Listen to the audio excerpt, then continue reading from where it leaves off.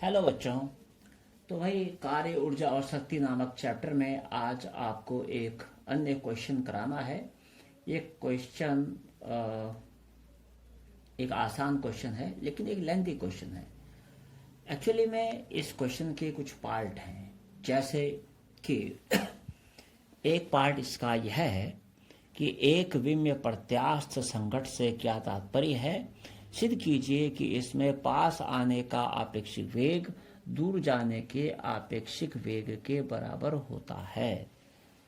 तो भाई अब आपको सबसे पहले तो समझना पड़ेगा कि भाई एक विम्य प्रत्यास्थ संघट होता क्या है। देखिए, प्रत्यास्थ संघट आपको मालूम है कि वह संघट जिसमें निकाय का संवेग और यांत्रिक ऊर्जा दोनों सुरक्षित रहते हैं। संवेग भी सुरक्षित रहता है, यांत्रिक ऊर्जा भी सुरक्षित रहती है। उसे कहते हैं पूर्णतः प्रत्यास्थ संघट। और एक विम्य का मतलब ये हुआ कि संघट से पहले दो पिंड जिस दिशा में जा रहे थे, संघट के बाद वो दोनों पिंड उसी दिशा में गति करें, तो इसे कहेंगे एक विम्य संघट। ठीक है। तो अब हमें एक विम्य संघट भी समझ में आ गया, प्रत्यास्थ संघट भी समझ में आ गया, दोनों को जोड़ना है। अर्थात यह एक ऐसा संघट होता है जिसमें कि टक्कर के बाद दोनों पिंड उसी दिशा में गति करते हैं जिस दिशा में टक्कर से पहले गति कर रहे थे, और साथ ही साथ इसमें निकाय का संवेग और यांत्रिक ऊर्जा दोनों भी संरक्षित रहते हैं। तो ये बात आपको क्लियर समझनी है। तो चलिए भाई देखते हैं। देखिए, मान लिया एक आपका ये पिंड है और दूसरा पिंड यह है। इसका द्रव्यमान है m1, इसका द्रव्यमान है m2। दोनों पिंड गति कर रहे हैं। मान लिया भाई यह u1 से गति कर रहा है, यह u2 वेग से गति कर रहा है। ठीक है। अब भाई इस पिंड का नाम A मान लो, इसका B मान लो। आपस में दोनों में टक्कर हुई, ये आपस में संघट हुआ। इनका एक पिंड ये था, एक पिंड ये था, संघट हो गया भाई, टक्कर हो गई। टक्कर होने के बाद ये आपका M1 द्रव्यमान का पिंड था, M2 द्रव्यमान का पिंड था, टक्कर हो गई। टक्कर के बाद पुनः ये उसी दिशा में गति करने लगे, ये इधर और ये इधर, लेकिन वेग बदल गया। जो ये M1 द्रव्यमान का पिंड था, इसका वेग V1 हो गया और M2 वाले का वेग V2 हो गया। ठीक है। यह है भाई, क्योंकि देखो जिस दिशा में ये टक्कर से पहले गति कर रहे थे उसी दिशा में टक्कर के बाद गति कर रहे हैं। तो एक विम्य है और प्रत्यास्थ भी है। तो प्रत्यास्थ का मतलब आपको मालूम है कि संघट से पहले संवेग और यांत्रिक ऊर्जा संघट के बाद के संवेग और यांत्रिक ऊर्जा के बराबर करना है। चलिए ठीक है, लिख देते हैं। माना M1 व M2 द्रव्यमान के दो पिंड U1 व U2 वेग से गतिमान है। इनमें, ठीक है जी, आपस में टक्कर होती है। इनमें प्रत्यास्थ टक्कर होती है।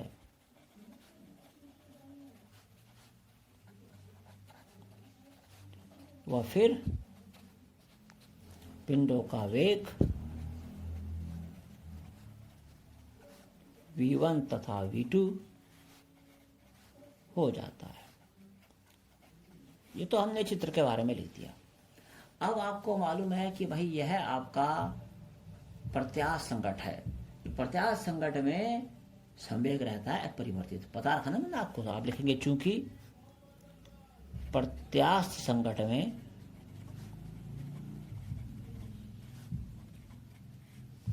संवेग अपरिवर्तित रहता है, अपरिवर्तित रहता है। इसलिए हम कह सकते हैं कि टक्कर से पहले का संवेग ये बराबर आ जाएगा टक्कर के बाद का संवेग। बाद के संवेग के दोनों आपस में बराबर आ जाएंगे भाई। अब टक्कर से पहले का संवेग क्या होगा? इसका संवेग क्या है? टक्कर से पहले संवेग आपको पता है द्रव्यमान गुणा वेग होता है। इसका द्रव्यमान m1, वेग u1, तो संवेग हो गया जी m1 u1। इसका द्रव्यमान m2, वेग u2, तो संवेग हो गया m2 u2। तो टक्कर से पहले का कुल संवेग क्या हुआ? इसका m1 u1, इसका m2 u2, दोनों को जोड़ दो। ये बराबर होगा टक्कर के बाद के संवेग की। टक्कर के बाद इसका संवेग क्या है? द्रव्यमान गुणा वेग m1 v1। इसका क्या है? द्रव्यमान गुणा वेग m2 v2। क्लियर हो गया? यहां से आप एक काम और करिए, ये कह लीजिए m1 u1 यहाँ है, इसे यहाँ लाइए, माइनस m1 v1 बराबर, इसको यहीं रखिए, m2 v2 यहाँ है और इसको यहाँ लाइए, माइनस m2 u2। इतना तो आप कर ही सकते हैं। अब जनाब इसमें एक चीज़ का और ख्याल कर लीजिए आप जनाब, क्योंकि ये दोनों भाई यहाँ u1 पहले है, यहाँ आपका u2 बाद में है, तो एक काम और कर लीजिए, जैसे यहाँ आप m1 कॉमन ले लीजिए, हो गया u1 माइनस v1। यहाँ आप माइनस भी कॉमन लीजिए और साथ में m2 कॉमन लीजिए। जब माइनस कॉमन लेंगे तो ये प्लस का हो जाएगा, तो इसको पहले लिख लीजिए, और ये माइनस का हो गया, ऐसा बाद में लिख लीजिए। समीकरण नंबर 1 हो गया। क्योंकि आपको पता था कि प्रत्यास्थ संकट में संवेग अपरिवर्तित रहता है, तो उसका फायदा उठा करके हमने ये समीकरण ले आए। अब आपको एक बात और मालूम है कि भाई प्रत्यास्थ संकट में गतिज ऊर्जा भी संरक्षित रहती है। आप लिखेंगे चूंकि प्रत्यास्थ संकट में संघट है, संघट टा के नीचे टा के नीचे दूसरा टा, संकट में गतिज ऊर्जा भी अपरिवर्तित रहती है।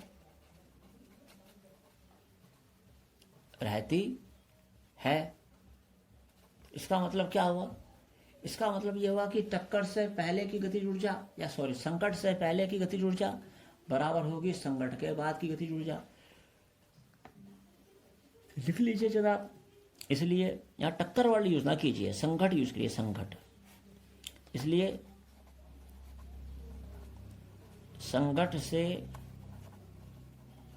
पहले की गतिज ऊर्जा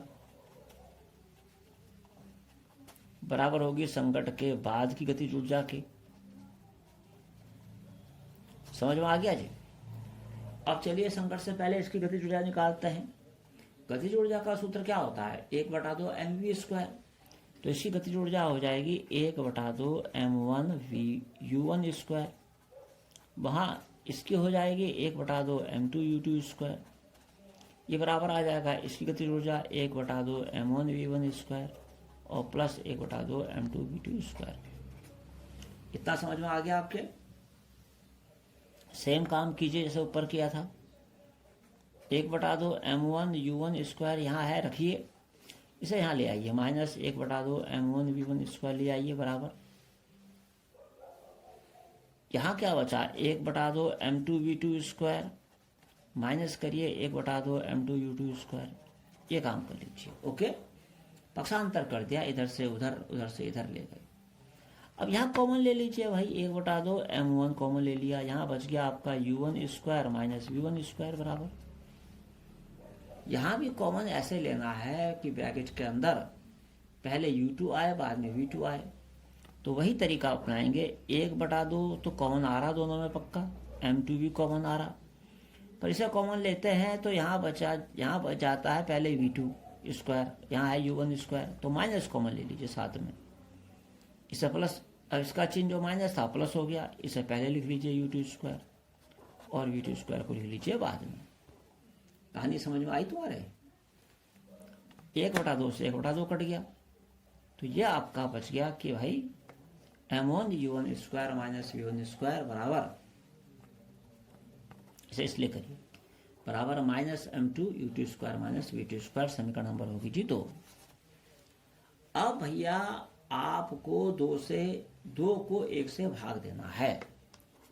2 को 1 से भाग दीजिए। भाग देने पर क्या होता है? बायां पक्ष जो है ना, इसको ये बटा ये होगा, इसे खोल दीजिए। ये u1² माइनस v1² है, इसे सूत्र से खोलिए, एक बार दोनों जुड़ जाएंगे, क्योंकि वर्गों का अंतर है ना ये, तो एक बार दोनों जुड़ जाएंगे, एक बार घट जाएंगे, तो क्या आ जाएगा, u1 प्लस v1 और गुणा u1 माइनस v1 बटे, ये उतारिए, m1 गुणा u1 माइनस v1 बराबर, माइनस से माइनस कटेगा, m2 है, यह आ जाएगा u2 प्लस v2 और गुणा u2 माइनस v2 बटे, यहाँ क्या आ जाएगा, ओहो यार दिख नहीं रहा आपको, चलो अब दिख रहा होगा थोड़ा, अब दोबारा से एक बार इसको यहाँ पे देख लो, यहाँ तो दिख ही गया था आपको, हमने इसको इससे भाग दिया, तो m1 इसकी जगह लिख दिया u1 plus v1 into u1 minus v1, और ये बटाइए बाएं बटा बाएं, m1 u1 माइनस v1 बराबर, ऐसे यहाँ ये बटा ये, दाएं को दाएं से भाग करेंगे, ठीक है।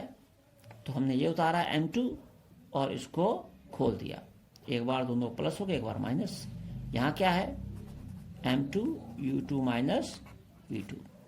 एक बात और, इसका चिन्ह माइनस है, इसका चिन्ह माइनस है, तो माइनस से माइनस गया कट।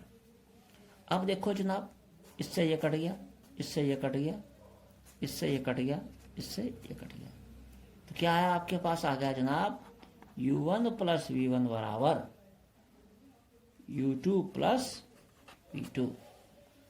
लेकिन आपको ये ज्ञात नहीं करना है, आपको क्या ज्ञात करना है, आपको याद करना है कि सिद्ध कीजिए कि इसमें पास आने का आपेक्षिक वेग दूर जाने के आपेक्षिक वेग के बराबर है। अब आपेक्षिक वेग क्या होता है, जब दो पिंड एक ही दिशा में गति कर रहे होते हैं तो उनका आपेक्षिक वेग होता है अधिक से कम को घटा देते हैं, ठीक है ना, अधिक वेग से कम वेग को घटा देते हैं।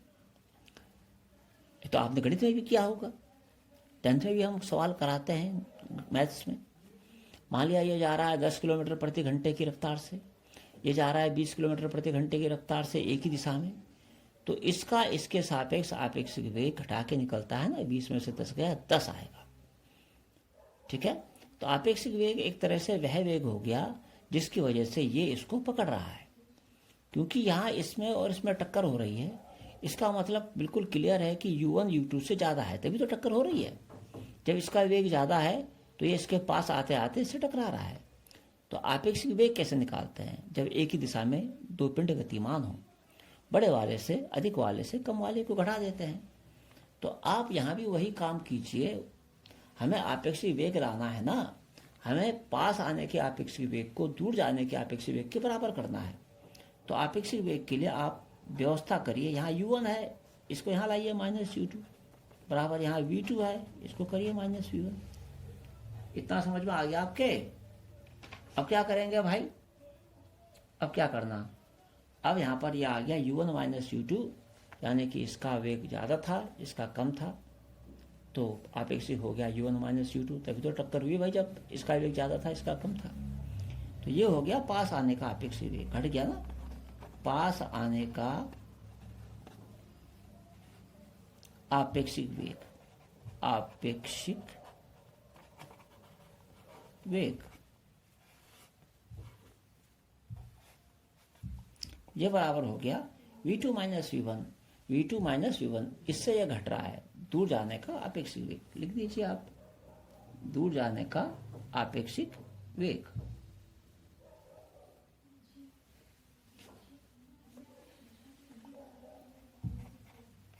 दूर जाने का